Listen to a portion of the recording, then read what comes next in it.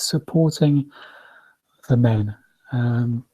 Before we're going to go too far into things, firstly to say, obviously this webinar is being brought to you on behalf of Infertility Network UK, and every year they have a National Fertility Awareness Week, which is this week.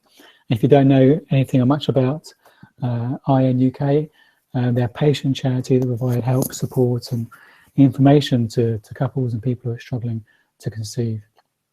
And obviously 1 in 6 couples facing some kind of fertility issue. There's a lot of people who could benefit from their help. IN UK provide a variety of free services, whether information via the website, these webinars, or someone to talk to right across the country. They have a network of trained helpline volunteers who are at the end of a telephone if you ever need a chat, as well as having a network of regional support staff.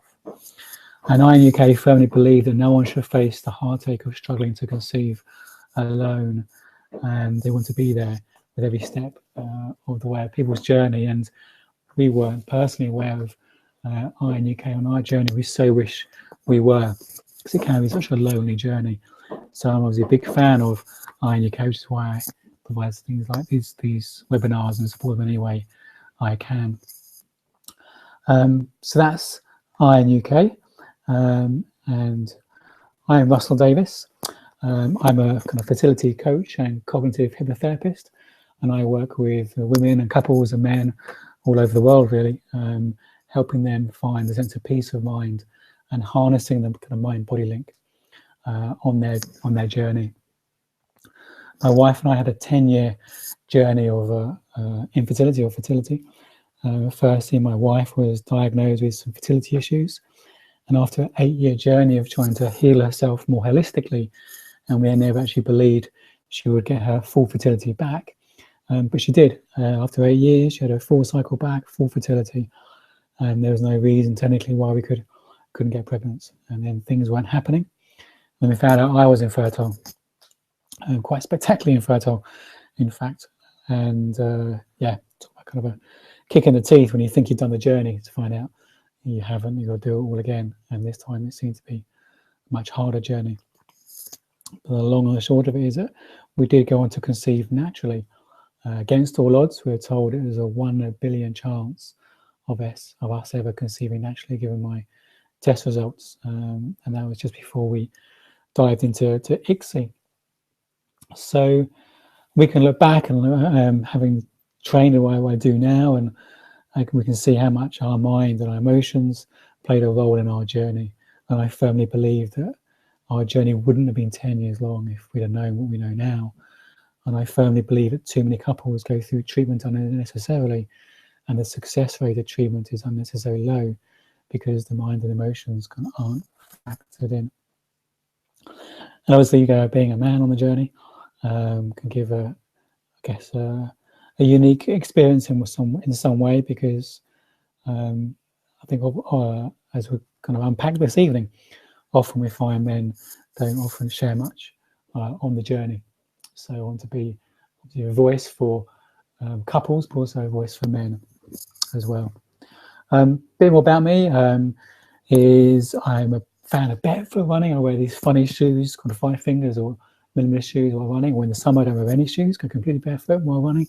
I'm a Mac fan, and I'm just a fan of anything to do with the mind, hence doing what I do. So that's a little bit about me, my background. Some more of our kind of experience will probably come up during the kind of conversation this evening. So, supporting the men in our lives, whether partners, brothers, sons, whatever.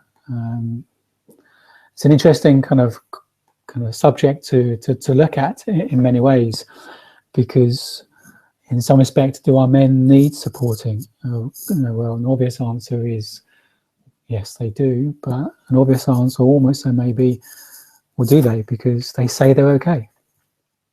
So do they need supporting, and how can we support them? Because often it's not an obvious answer to that, because often men present an image or kind of perception that everything is okay. a recent Nuffield Health survey that was published. They carried out the survey this year, which demonstrated that 52% of men would not discuss fertility concerns with their partner. That's over half. Over half of men would not discuss concerns with their partner, and 46% would not talk to their GP about fertility. And when I say supporting the men, I'm not just saying supporting the men who have fertility issues themselves, and they will do, and we'll talk about that specifically later on, I'm sure, but also supporting men who are just on the journey with their partners.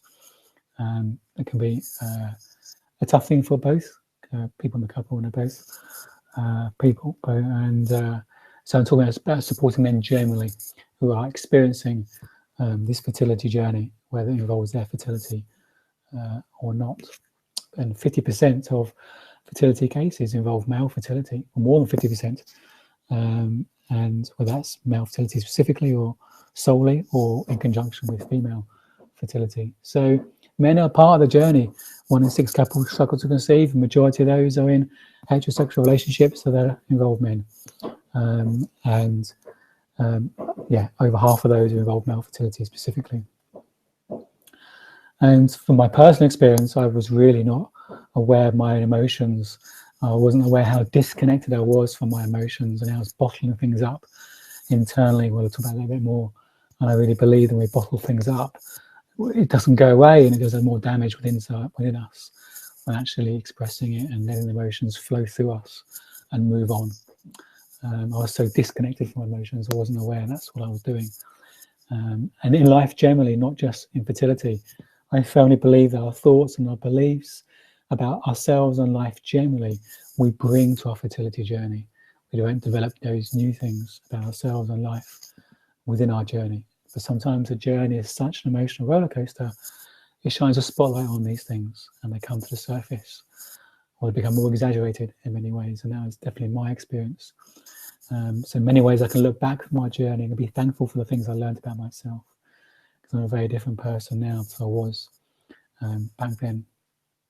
Also, I wasn't aware how my stress and general discontentment in life was affecting my fertility, affecting my body quite significantly. My test results were disastrous across the board.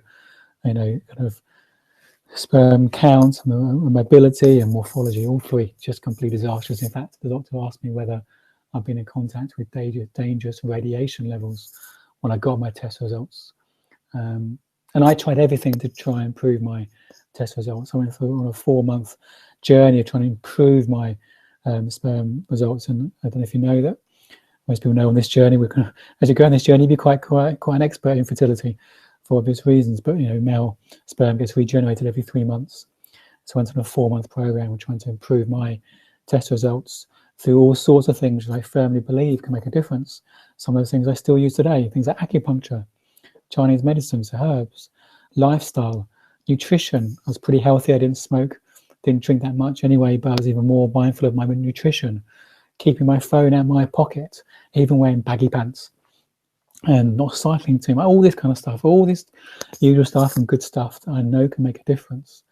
And actually, after 4 months, my test results got slightly worse. I didn't believe they could get any worse, but they kind of got worse. At that point, I kind of almost gave up on the journey, realised there's actually nothing I can do to improve things. It's completely out of my hands.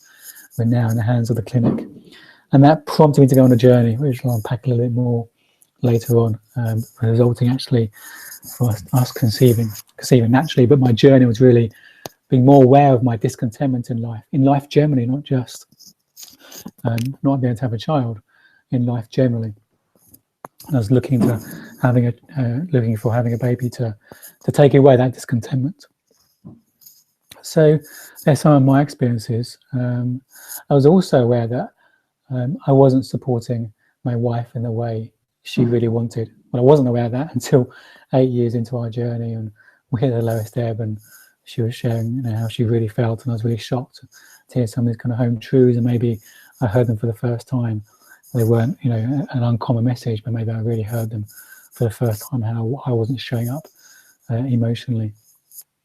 So one of the things we're going to touch on is actually one of the ways we can support our men, if they're our partners and with us on the journey, is helping them identify exactly how they can support us, because that's what men want to do. They want to help. They want to support their partner. Another thing, I wasn't aware that I had no idea how to be a man. Again, my journey, I'm very thankful for elements of my journey for helping me realise that in many ways I didn't know how to be a man in society, how to be a man for my woman. And yeah, there's two extremes. There's a lot of men go forward to Mr. Nice Guy category. A lot of men have a lot of aggression or resentment. But it can be difficult. It can be difficult to be a man in today's society. There's been a shift over the years, a shift in getting more of a balance between male and female energy in the world, and it had to happen. It very much had to happen. So, with the rise of feminism, that really was really important. There was an imbalance that needed to be addressed, but in many ways, some of the ways that kind of happened risks emasculating men. I think some of the ways that women got more the balance of power, which they very much needed, was not actually allowing themselves to be in their true feminine power. A lot of it was women taking more of more masculine energy to get balance of power, rather than women being true in their female energy.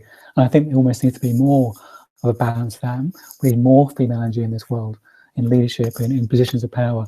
And generally, women need to be allowed to be more feminine. And I think what allows that to happen is men allowing them to be feminine and men being men. I think sometimes men find it very hard to be men in this society. Do they hold the door open or not?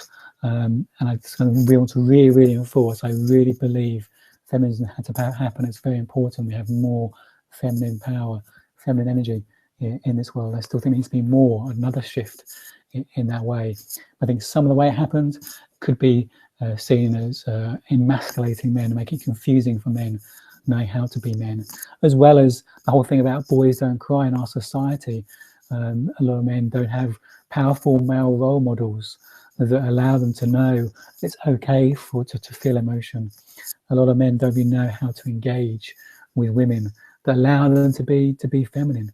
And men don't really know how to hold a container, hold a space for their women just to feel their raw emotion. We'll come on to a little bit about that difference between men and women and how that can play out, how we interact, and how we need to understand some of those differences and then to enable us to support the opposite sex in a more effective way. I myself, I loved my father dearly, but he was very much emasculated by my mother.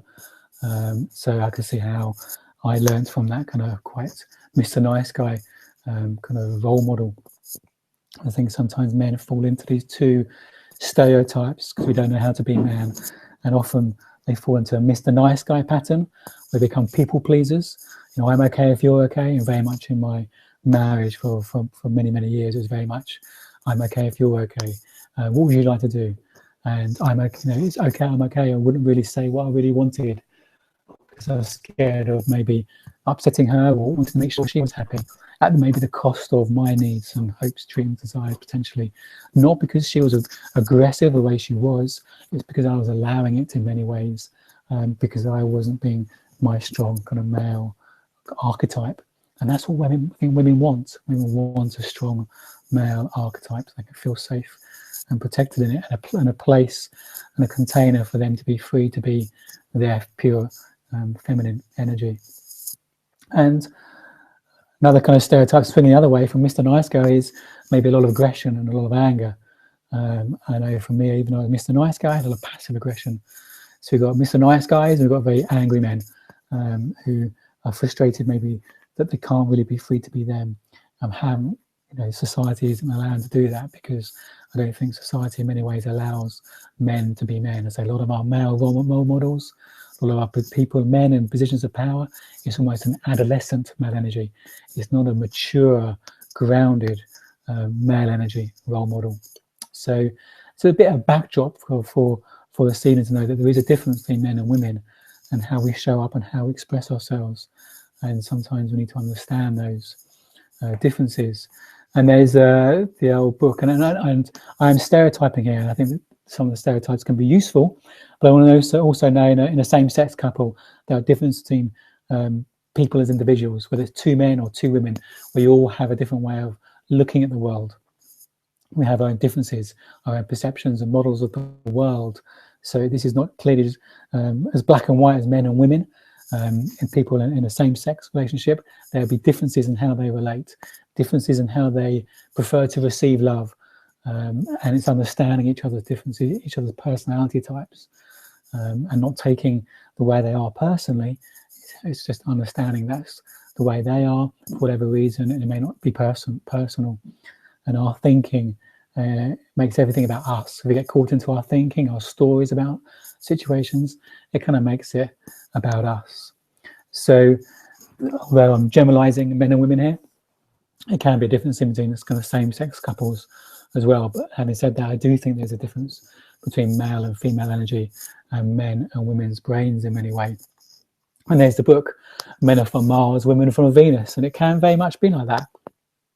As they not always, with men and women, same-sex couples, our partners can often feel like we can feel like they're from a different planet. We just don't understand them sometimes. In certain circumstances, the way they act, the way they behave, what they say, doesn't seem logical to us. And sometimes it can be quite hard to understand what's going on in their mind, so we can meet them and connect with them in those circumstances. And just to get a little backdrop of this, about the difference between men and women's brains, I've got a very short video to show you, because this man can explain it far more eloquently, but almost far more humorously than I can. So I want to just play a little video that summarizes some of the differences between men and women's brains.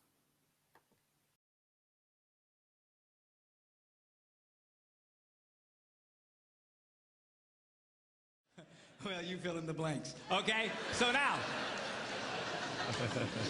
we're going to start discussing men's brains, women's brains, and how they're very different from each other. Now, I want to start with men's brains. All right, now men's brains are very unique. Men's brains are made up of little boxes.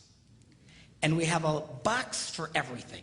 We've got a box for the car. We've got a box for the money. We've got a box for the job. We got a box for you. We got a box for the kids. We got a box for your mother somewhere in the basement. We got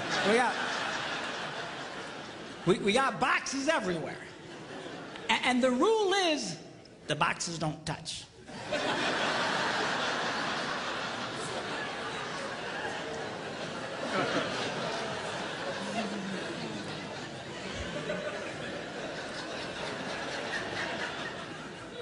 When a man discusses a particular subject, we go to that particular box, we pull that box out, we open the box, we discuss only what is in that box.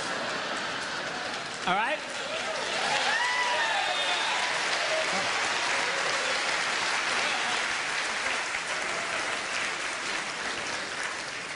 And then we close the box and put it away, being very, very careful not to touch any other boxes.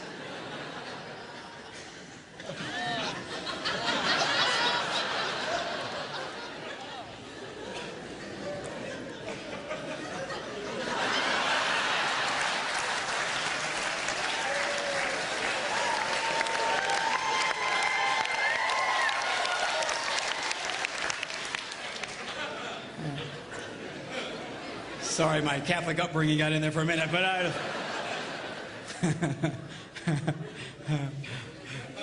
I'm not a Catholic, but I went to Catholic school when I was little. I had a nun who taught on hell like she was born and raised there. I mean, I'll never forget it, but it did me good, actually. It was a good thing. Now, women's brains are very, very different from men's brains. Women's brains are made up of a big ball of wire. And everything is connected to everything. The money's connected to the car, and the car's connected to your job, and your kids are connected to your mother, and everything's connected to everything. And it's like...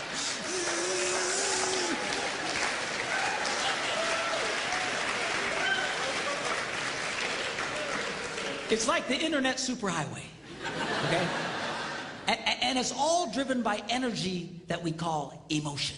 It's just... It's one of the reasons why women tend to remember everything. Because if you take an event and you connect it to an emotion, it burns in your memory and you can remember it forever. The same thing happens for men. It just doesn't happen very often because, quite frankly, we don't care.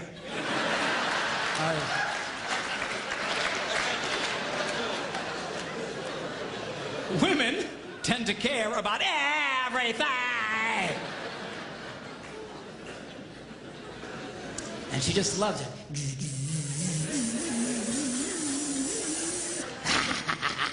Okay?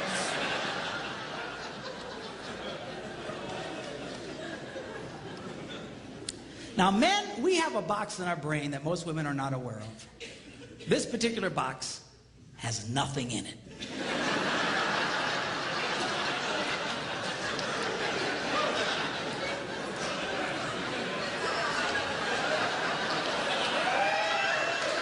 It's true. It's true. In fact, we call it the nothing box. And of all the boxes a man has in his brain, the nothing box is our favorite box.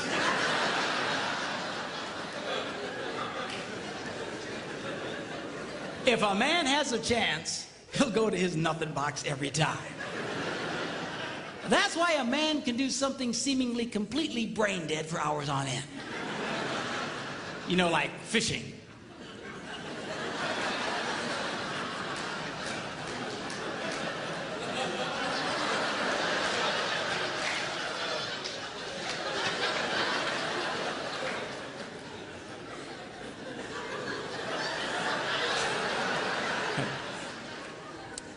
And we love it. That's why a guy can sit in front of a TV and go.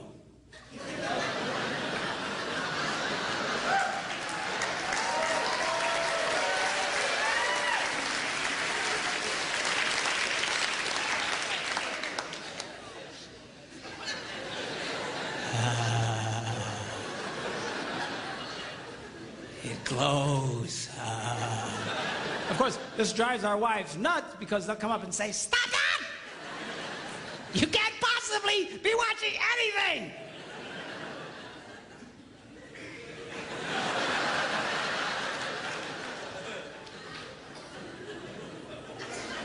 I'm not.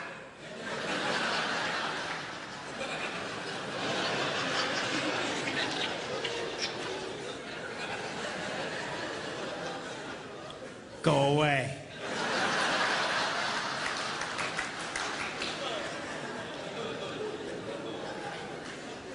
Now, they've actually measured this. The University of Pennsylvania a couple of years ago did a study and discovered that men have the ability to think about absolutely nothing and still breathe. You know, they connected all the wires and stuff like that and watched the brain activity, then all of a sudden, I think he's dead. Huh? You know, women can't do it. They can't do it. Their minds never stop. And they don't understand the nothing box. And it drives them crazy. Because nothing drives a woman more crazy or makes her feel more irritated than to witness a man doing nothing.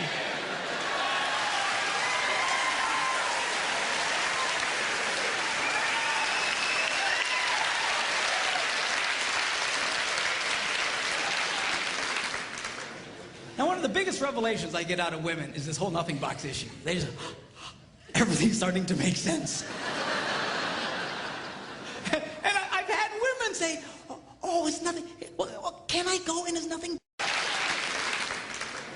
Now, one of the biggest revelations I get out of women is this whole nothing box issue. They just, everything's starting to make sense. And I've had women say, oh, it's nothing. Well, can I go in his nothing box with him? No! Why not? Because then it's something. Besides, walk in there and go, you know, this place could really use some pictures. Right, nice little table over here, some flowers. I said, no! Nothing! Get out! We don't want nothing.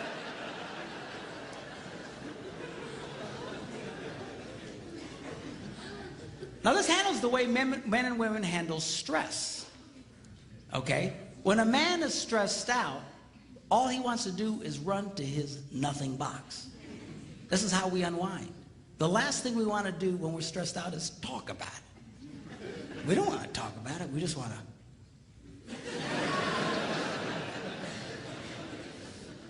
Of course, it just drives her nuts, you know.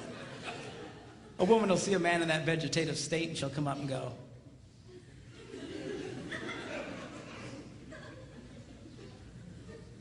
what you thinking about?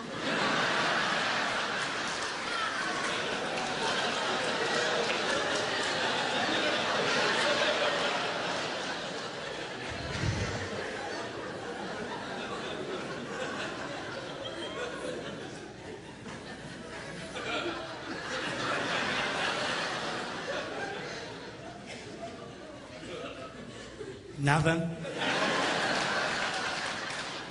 We gotta be thinking about something. No, I was thinking about nothing. In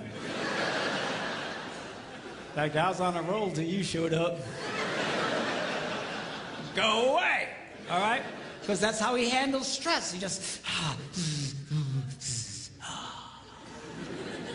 Now, when a woman is stressed out, she has to talk about it. If she doesn't talk about it, her brain will literally explode. So she'll start just, I don't know, might have something to do with this. No, I'm gonna have to do that. You know, I never thought about this. My brother over here said to me, and I know men who run from their wives when they do this. They do. I say, well, why do you run from her? He says, because I don't know what to tell her. I said, dear God, man, who told you to tell her anything? She wants you to tell her anything. See, a lot of guys, they feel obligated when you start explaining all your stress, they feel obligated to fix you. Right? Because that's what a man does. A man only tells his troubles to another man in hopes that that man will help fix it. Okay? But she's not a man. And you try and fix her, she's gonna kill you. All right? She doesn't want your advice. She doesn't want your help. She wants you to shut up and listen. And a couple of ladies, that's right, you tell him. Tell him to shut up.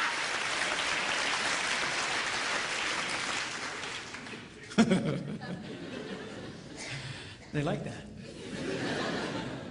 Now, I had one guy tell me, he said, man, if she just tell me how she feels. I said, she doesn't know yet. This is what he means. That's how she figures out how she feels, by connecting this wire to that wire, this wire, and so. Now, because they love each other, they offer to each other their answer, their solution. A man senses his wife is stressed out. He loves the girl. He offers to the girl his best and finest solution. Or just quit talking about it.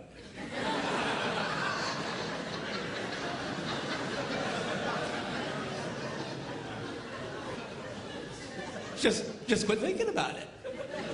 Yeah.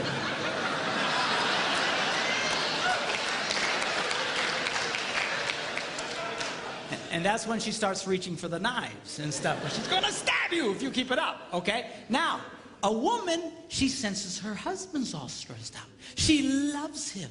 Therefore, she offers to him her best and finest solution.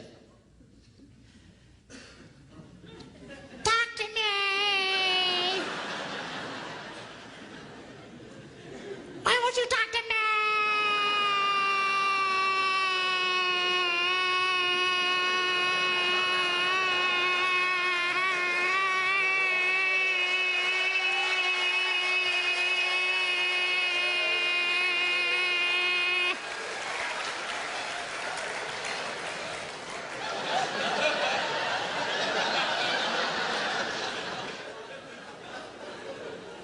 Go away. He doesn't want to talk to you. Leave him alone. He will not die. He's not a woman. All right? I know you've got to talk it through or you're going to be twisted inside. He's not like that. Leave the boy alone. You tell he's stressed out, just let him go to his nothing box. Just stay away.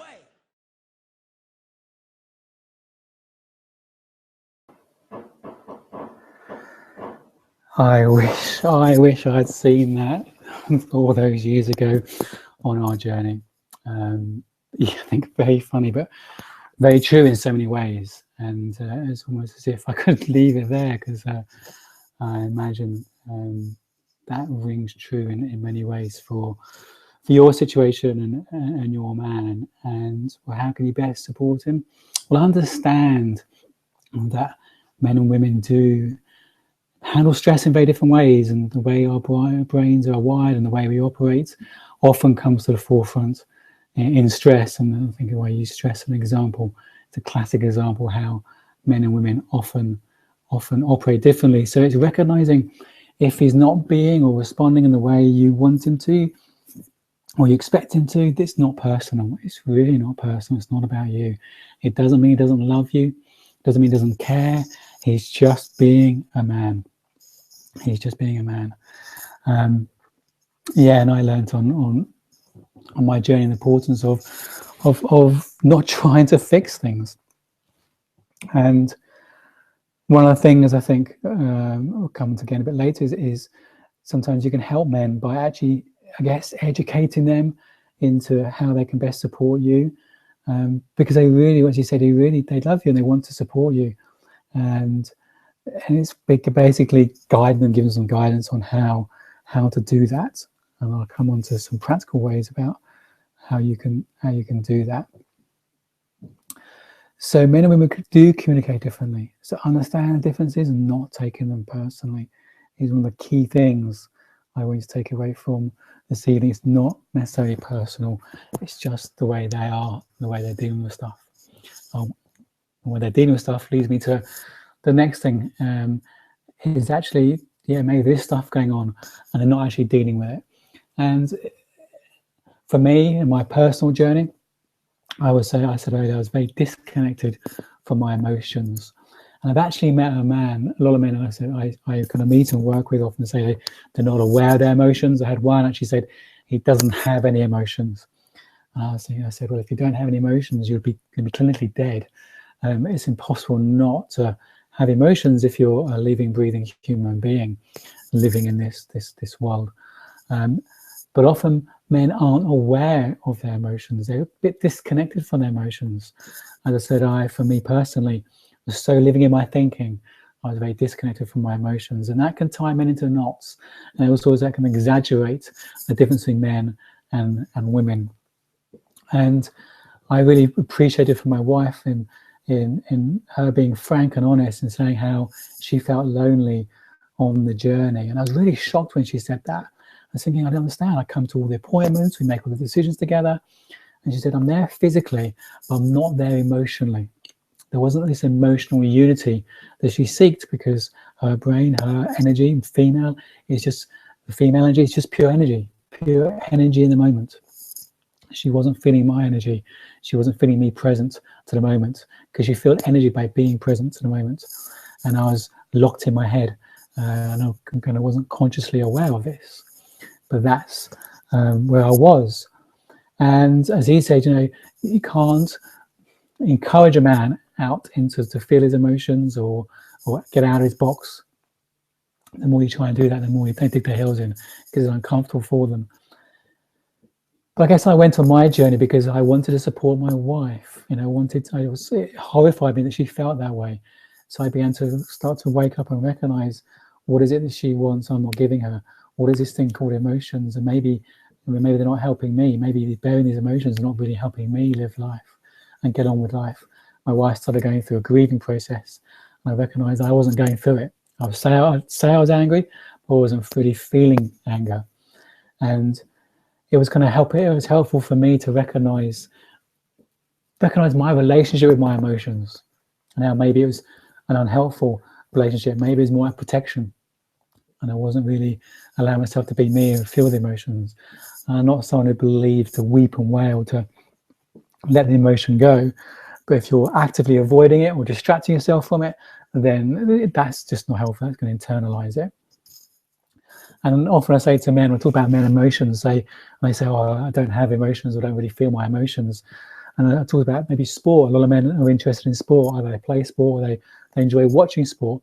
If you watch a man watching sport, if you watch the crowd of a football match, which is largely, higher population of men, or watch a pub full of men watching a football match, maybe an important game, a cup final, and it's a really intense game, an important game for their team, you're going to see every emotion under the sun during that 90 minutes, whether it's kind of hope, anger, frustration, joy, resentment, despair. It's going to be a whole range of emotions.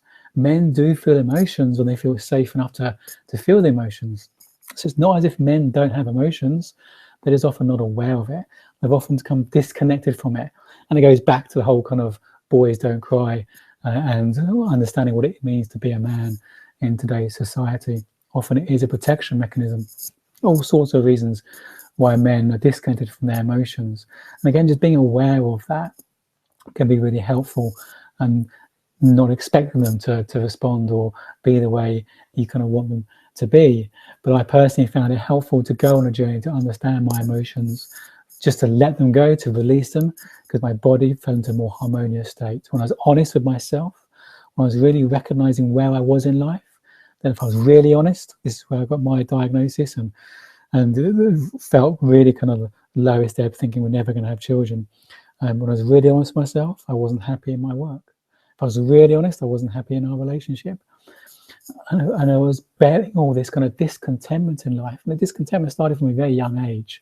I was constantly running from those emotions, distracting myself from those emotions by being in my thinking. As I said earlier, it's our relationship with our thoughts and our beliefs about ourselves and life generally we bring to our fertility journey. And a lot of men I work with, it's exactly the same. It's their relationship with themselves and life generally they bring to their fertility journey. It can be beneficial for them to recognize actually there could be a bigger journey that they can benefit going on by recognizing these thoughts, these beliefs and emotions that they're fighting against or running from all the time, because that's going to be affecting not only potentially their fertility, but their experience of the journey and the way they show up. And it's actually going to be making their life much harder. If you speak to any man, what they want their woman to be happy. They want a harmonious relationship. They want to know they're helping and serving and loving their partner best they can. So one of the things we can do for men is educate them, to help them do that. And not by nagging, there's a very gentle way of doing it, which I'll come on to. And I found personally for men emotions, and its whole communication thing was writing things down. When my wife wrote down how she felt about something, it was great, because I could read it knowing my job is to understand the feeling she's trying to communicate in that bit of writing. Not to fix it, not to resolve it, because when I try and fix her problems, she feels belittled, she feels as if I don't feel she can fix her own problems. She feels misunderstood, and it causes all sorts of barriers in our unity and in our communication. The best way we can encourage men to understand their own emotions is again to write it down. So when my wife wrote her stuff down, I could read it, knowing I'm there to understand it, to play it back. What I think I've understood, what I've taken her feelings, what she's feeling in that moment. And for me to write down my emotions was helpful for me to understand or be aware of my emotions. Something in the practical of writing things down physically was very powerful for me. So, and that can be quite an alien or difficult thing for men to grasp or to start doing, an uncomfortable thing for them to do. So I don't want to go away from this and tell your men in your life to be doing that. It can be very helpful for them to do it. But just being aware, actually, sometimes men do have this difficult or let's say non-existent relationship or awareness of their emotions. But they are there, but sometimes a lot of thinking is preventing them from accessing them. And I think a lot of men do crave deep, honest, real conversations with other men. And that's why I'd love to see more men's work going on, where men can have those deep, real, honest conversations to help them share their emotions, show them how they feel, so they can learn and grow to be the best man they can be. So it's a little bit of background, a little backdrop to what's going on with men and men generally, in our relationship with men and everything else. So what can we really practically do to support the men in our lives? How do we actually support them, given all this kind of background and this information? Well, the first thing that comes to mind in my experience is this thing about actually being clear about how you want them to be, how they can best support you. Then my wife, when she said to her, she doesn't feel united on the journey, when it was really clear that I was just solving problems and it's not what she wanted, when we had that kind of real honest conversation, it made it easier for me to understand what my role is as her partner, as a husband, and as a man. You know, I'm constantly craving to know what it is to be better, to be a man, to be a better husband, to be a better father, all those kind of things. I'm still learning myself because, as I said, we don't often have the greatest role models growing up, and society tells us how we should be as a man. So helping your man know what it is you want from them, and again, and not in a nagging way, you can actually present it. The best way of presenting it is as a problem that you want help with, because men like solving problems. So if you can present it as a problem that you're looking for asking him his help with, you're more likely to get him engaged. You can articulate it in what works for your man, but you could be saying that, I know you're struggling to feel connected, and would it be possible for him to help you understand how you feel, so you can understand each other, how each other's feels?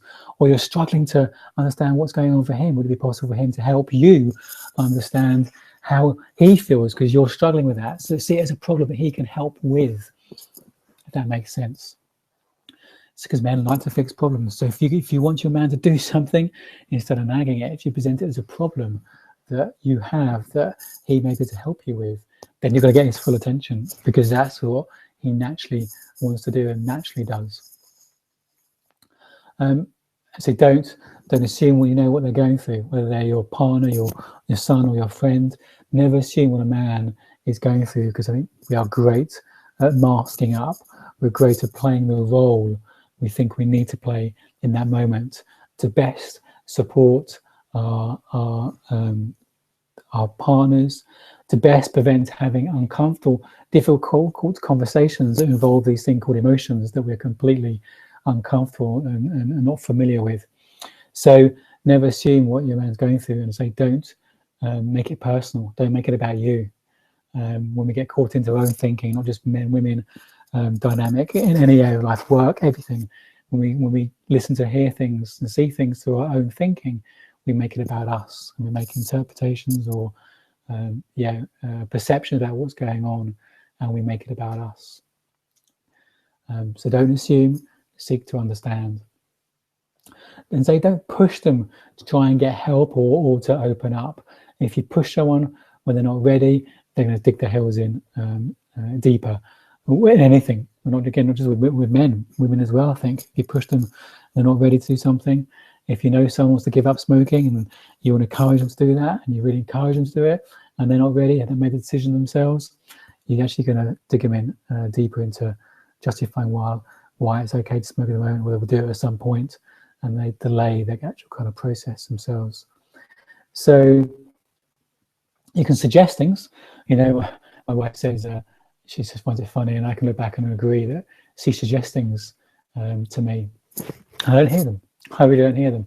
When I hear them for someone else, or have an insight myself, I go back to say, oh, I know do this. And she'll say, I've been suggesting that for months. And she's right. And of course, I can join the dots at that point, and maybe her suggesting of sowing the seed. But again, you can't encourage someone if they're not ready, but you can suggest something to them. Suggest maybe that they speak to a friend or have some more time with their mates. Having time with their mates, a way of kind of expressing all their emotions or letting off the steam, as it were, in a constructive, healthy way. So drinking a lot is not a constructive, healthy way. But you know, having a quiet time with some friends or playing a sport or something is a great way for men to engage with this game of life and emotions in a healthy dynamic.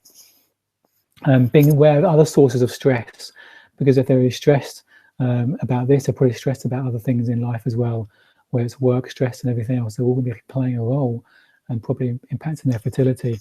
And as I said, our thinking about ourselves and life generally, we bring to our fertility journey for men and women.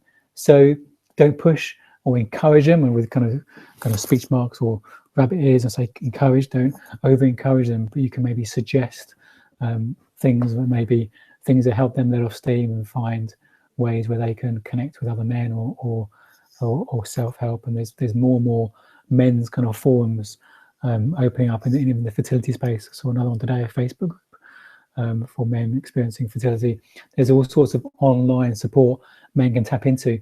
And again, the Nuffield Health Survey, recent survey, when they surveyed men about infertility and support, and the overwhelming majority said the preferred kind of route of support will be online.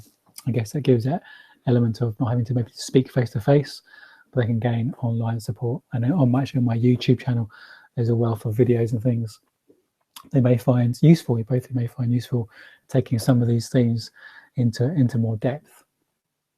I'm quite aware of the time, and I can speak for hours on this subject. So please do type any questions that are coming through. And someone's just saying they're watching, sending this on their phone, and say I've got the comments via phones. That's working. So if you want to send any questions, please do. We've had a few questions that come in during and also prior to the webinar. So I'm going to dive into some of those questions as springboards to some other areas that may be helpful in this subject. One question is, if there may be a dysfunction in the man, how do the couple or perhaps the woman put this on the table to explore? So maybe I think this is pointed towards if there's a fertility dysfunction or I'm assuming a physical problem. How can you talk about it? How can you put it on the table to explore it? Another question is how to treat premature ejaculation on men. How do you treat that? And what as a wife can we do to help the husband? So a similar kind of question. If there's a physical problem, what can you do to help? And I'll cover premature ejaculation more specifically in a minute. I say if there is a kind of physical problem with the man, he's had a test result and there's a problem with his sperm. One thing is to recognise actually it's a very, I know fertility tests for women and men. I know women have the more the tests, the more invasive tests, the more very difficult, painful, uncomfortable, and sometimes humiliating tests to go through than men. Men have much an easier life in many ways on this journey. I must say easier physically on this journey, but the test a man has to do can be just as humiliating, especially the environments that men have to produce samples in and things like that. They can be very, very degrading and humiliating, especially, I say, in more the National Health Service than private, but even some of the private clinics are quite worrying. But anyway, the environment does make a big difference, and just being aware. The tests, I know the tests are much simpler for men and not as invasive for women, but it still can be just as difficult and degrading and stressful for a man to have to go through that, and obviously have to perform under that kind of stress and pressure as well. So how do you put on the table to explore this?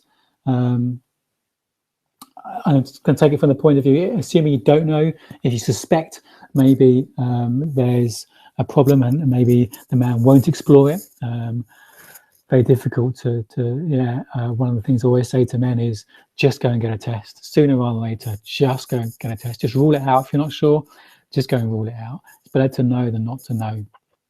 And it can be very difficult for a man to be told there's a problem with their fertility, just as it can be difficult for a woman. There's something about us feeling not complete, a woman not feeling fully a woman, and a man not feeling fully a man with kind of fertility struggles.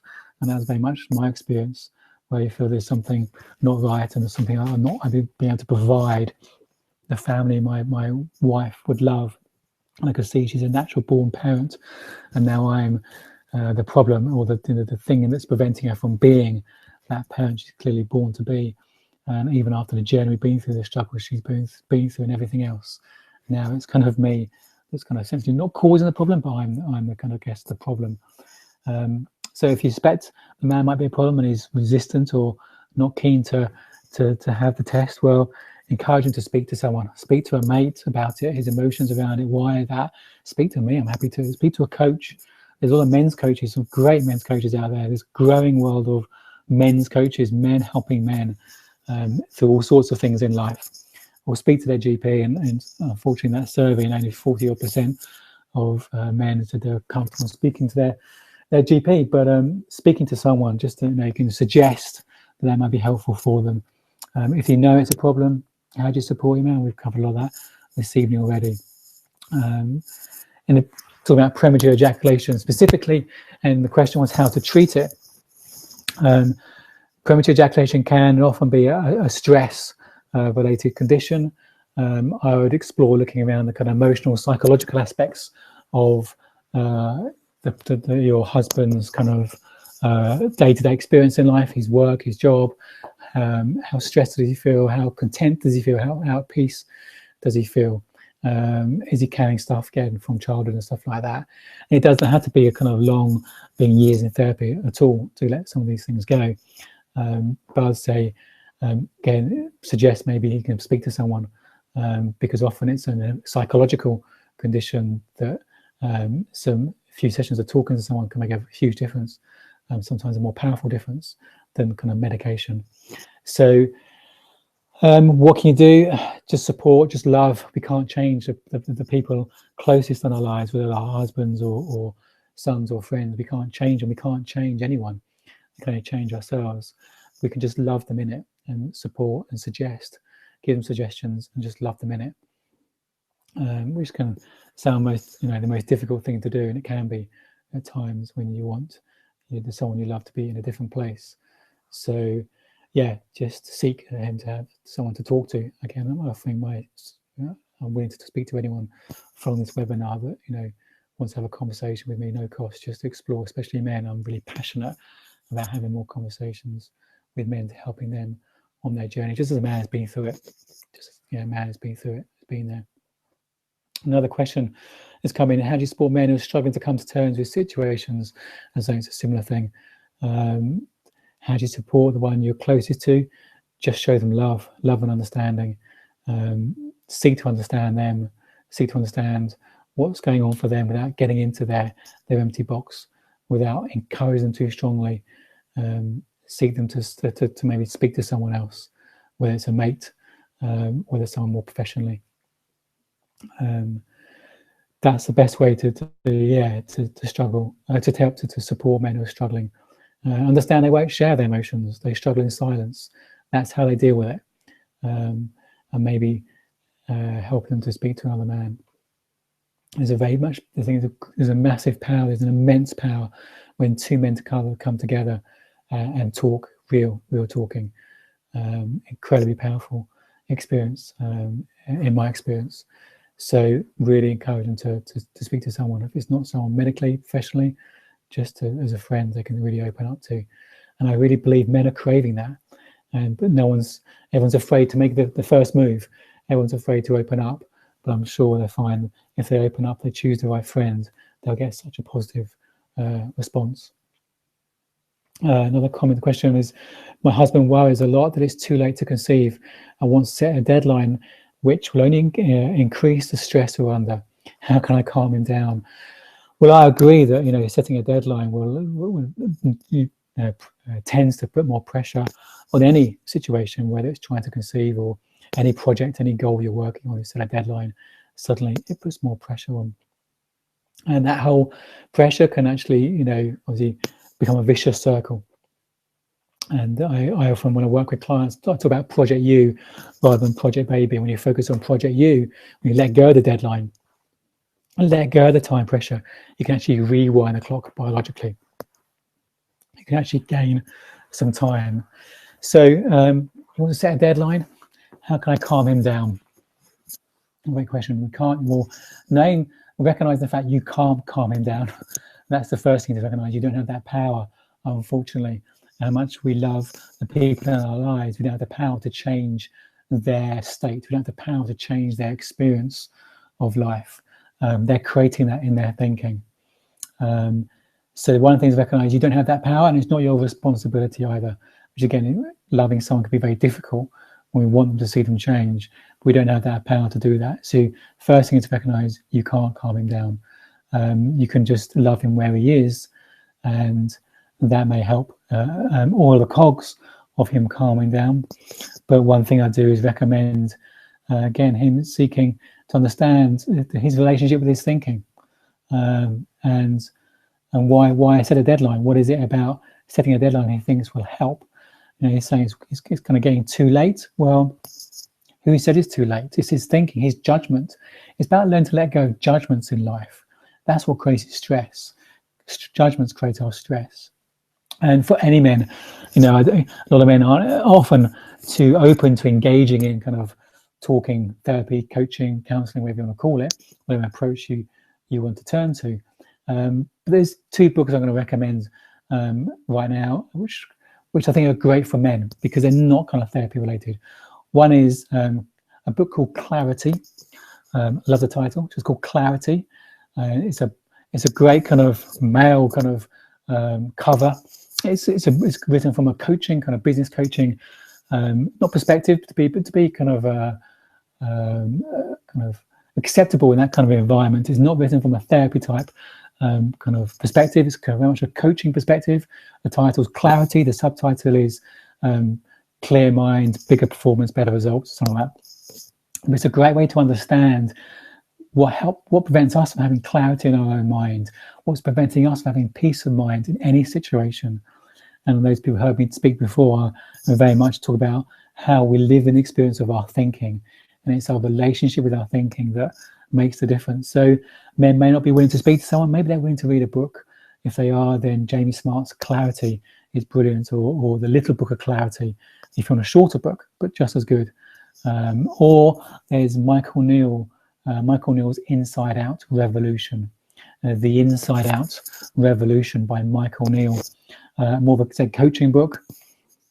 Again, helps us understand what's creating our experience in any given moment. So you can suggest maybe a book that maybe you have a look at, or and you think is useful, or you've heard that is very useful for men in life generally, especially at work and life generally, as well as fertility. Help him calm down in life generally. If he's feeling stressed in this journey, it wouldn't surprise me he's feeling stressed in other areas of life, maybe to not this degree. But if you've got this mindset, you bring this mindset to your fertility journey. So this is why I recommend, you can recommend to the men in your life those two books. Another question coming. What a woman should do or say to make a man realize that his darn temper is destroying the marriage and family rapidly? And how can he be made aware that it's he himself who has to change, not just the woman alone? Wow, yeah, great comment or observation. That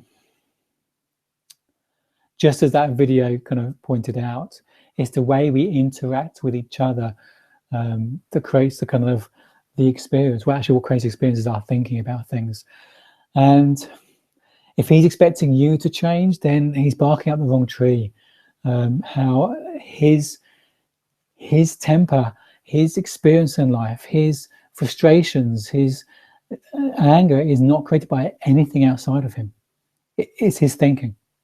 It's his thinking about circumstances. It's his thinking about you. If he's thinking he's expecting you to change the things you need to change, then yeah, you're an amazing woman, but you don't have the power to make him feel angry or frustrated or annoyed or anything else. You don't have that power, but he thinks you do, because that's the confusing thing about thinking.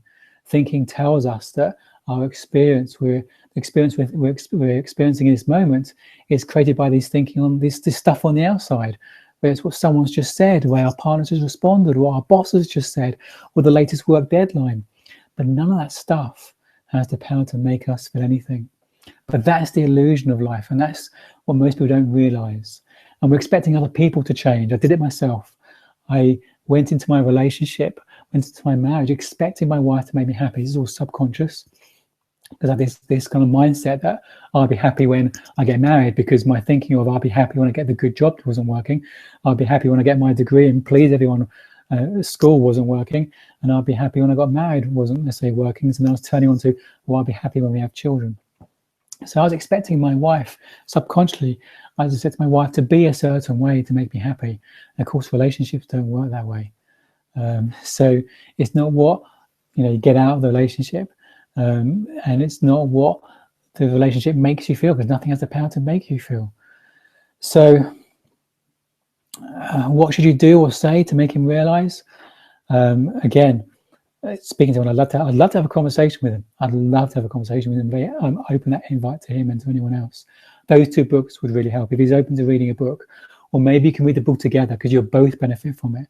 Maybe if he thinks you both need to go on a journey, then maybe explore doing that journey together so you can learn together. If you both find yourself frustrating each other, you're both getting caught into a story, you're both getting caught into your thinking. So maybe you can both read those books or read the books together and talk about them and go on that journey together.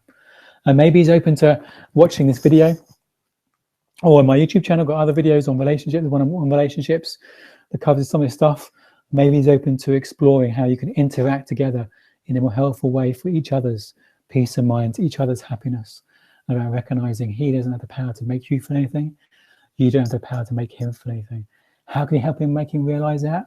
Well, if again you don't have that power, you can love him in it. You can make sure you don't take his stuff personally. You can do your journey. We all have a journey to do. The more at peace you are, the more grounded you are. What comes to mind? I did some work with a couple, and I tell you, this kind of journey can put the strain under the best of relationships.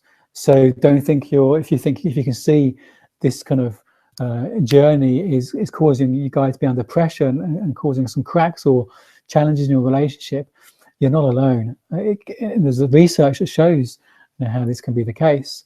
And in my work with women and couples and men, and in my personal experience, it can put the best relationship under strain. But I was going back to this client who came to see me because of their relationship, and she wanted to work on her relationship, and it took a while of working together until she realized it wasn't her relationship we needed to work on. We can't work on her relationship because her partner wasn't willing to come to the table. He wasn't willing to have conversations. All we could do is work on her. And as soon as we worked on her stuff, and she found more sense of peace of mind, and she wasn't so impacted by the way he was, I'm not saying it was all her fault. They were both interacting in a very unhealthy way. But as soon as she took it less personally, she was more grounded in her own peace of mind, her own innate well-being, the fact she knew she was okay, whatever happened, she could be more loving in a more natural, spontaneous way. And suddenly there was a shift in him. And there wasn't a shift in him. She could stand her ground knowing that actually she's still okay, and she didn't have to pander to his moods, which are going to make it worse. So it changed the whole dynamic of the relationship in a quite dramatic way when she realized actually, when she did her journey and realized it was her thinking was contaminating her experience of the relationship, and that's the way she interacted with her husband, and that spun some of his thinking, then there was a dramatic shift in the relationship, and he can see a shift in her. And when he started seeing a shift in her, he wanted some of it. He came to the table when he realized actually it must be the change you want to be. That's the best way, rather than telling your partner what to do or how to be. Well, just be that change you want to be. Find a way where you're more content and grounded in yourself, so you can love them. You can show them more love and compassion, where at times in the past you'd have been frustrated and disillusioned. So that's another way where you can support them in your life, is making sure you're not contaminating that interaction with your fears, your stories, and taking some of the stuff personally. So I'm quite conscious of time. There's a lot of stuff there. I'm just going to check to see other questions that come through. Another question is, how do I reassure my husband that the physical problem he has isn't his fault? I don't blame him at all. How can I make him aware of that, and how he can be move on to accept that, how it's not his fault? Yeah, great question. How can you reassure your husband that the physical problem he has is not his fault? Then it comes to mind about recognizing you're on the journey together. And one of the things we did quite early in our journey was when someone ever asked whether we're going to have children or not, because all our peers are having kids, we have a stock response we used to use to say, we're not sure whether we can have children. And so we're quite open about it in many ways. We found that was the best way to be. But we agreed we'd never disclose who had the problem, because it wasn't about who had the problem. We were in the journey together. And it's about real honest communication. Does he really know how you feel? Has he really heard it? Is he stuck in his thinking? And what comes to mind is an exercise of maybe writing about it. So you both write down exactly how you feel about the situation. He's writing down how he feels about having a problem, and you write down about how you feel, and you talk about how you feel. Share what you've written to each other so you can understand how each other are feeling. I haven't got time to go in that through that kind of process in much detail, but if you look at my previous webinars, either on the Infertility Network UK site, where there's a list of all the webinars, or on my YouTube channel, I'll come to my website at the end.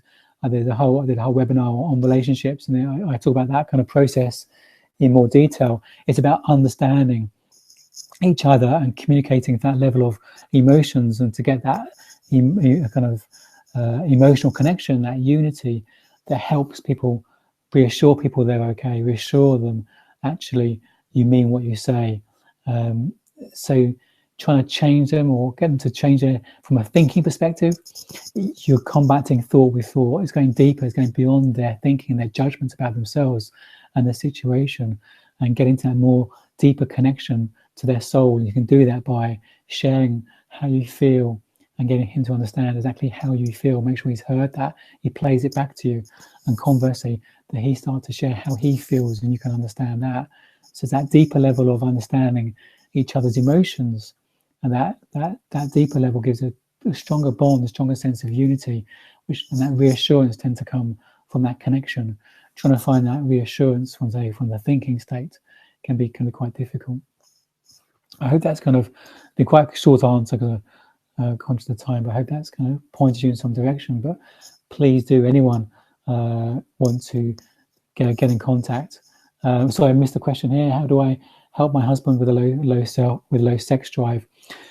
Yeah, this, as we know, this journey can put kind of all sorts of kind of struggles or pressures on the romantic side of life and our sex life. And again, that's his thinking. He's getting caught into all sorts of stories and stresses about what it means with his what's going on. It's going to impact his sex drive. He's caught into all sorts of stories. He's thinking about the situation, which is actually probably putting into a vicious circle. Is going to be affecting his sex drive. And again, premature ejaculation is another manifestation of this vicious circle of getting caught up into the stories of their thinking. That's why some of these boxes can be unhelpful, because they get caught in this box going round and round and round and not breaking the cycle. So again, some of these books can help him understand what's going on, and actually his experience is caused by his thinking, not necessarily his physical situation. And it's the stress and the pressure he's putting himself under, or the fear of not having a family or making him happy, whatever it may be, is going to be impacting his sex drive.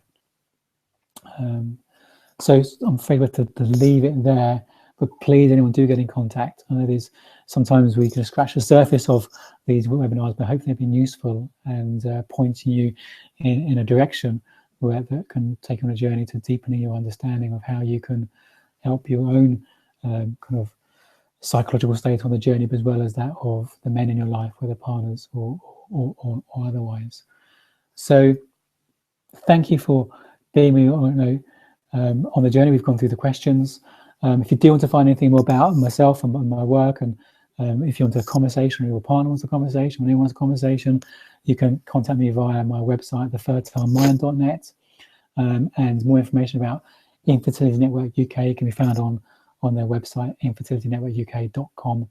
If you have found it useful, let's say Infertility Network UK are a charity, they survive purely on donations. If you have found that useful and you're based in the UK and you're willing to maybe donate £5, and the cost of a coffee, you can text a donation to the text number 770, and you put in the words maybe 22 and the amount you'd like to donate, with £2, £5 or £10. So the text number is 770, and just text those words maybe 22 followed by the figure you'd like to donate. If you'd like to make a donation to Infertility Network UK, that'd be awesome, because all their work is based on contributions. So thank you so much for being with me. Thank you so much for the questions and contributing, and I look forward to connecting with you soon. Take care.